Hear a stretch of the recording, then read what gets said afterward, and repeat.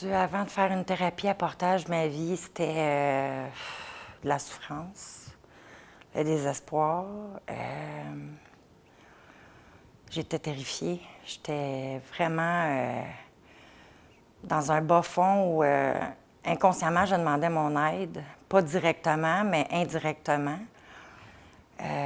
C'était la violence verbale, c'était tout ce qui était réseau. Évidemment, j'étais dans un réseau de trafic.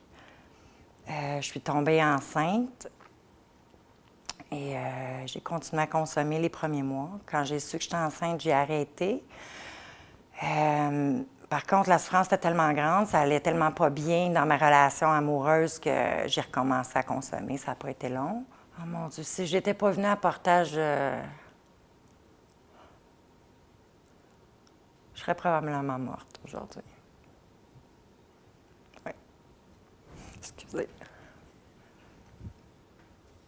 Quand je suis venue à portage faire la visite,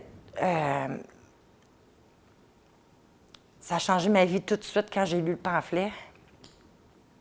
Que j'avais le droit d'être écoutée, j'avais le droit d'être respectée, j'avais le droit d'être aimée, j'avais le droit d'être entendue. Pour moi, ça a été comme si on me proposait un club med. Parce que mentalement, j'étais... mon Dieu, je peux pas dire à zéro, j'étais en dessous de zéro, là. J'étais épuisée mentalement, vraiment. Oui, ça a été vraiment un cadeau, portage.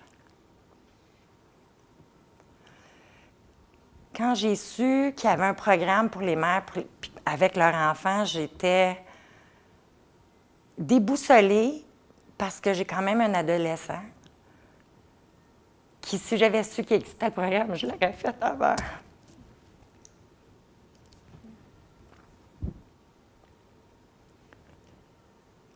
J'aimerais que les mères ils réalisent à quel point on est chanceux d'avoir ce programme-là, parce qu'il y en existe juste un. Si je rencontrais quelqu'un qui aurait besoin de sortir de cette dépendance-là, la première chose que j'y dirais, c'est qu'il en vaut la peine. C'est ça qu'on a besoin d'entendre, c'est qu'on en vaut la peine, qu'on n'est pas des moins que rien, qu'on vaut quelque chose dans la vie, puis qu'on a le droit d'être aimé, puis on a le droit de s'aimer, puis d'apprendre à être bien avec nous-mêmes.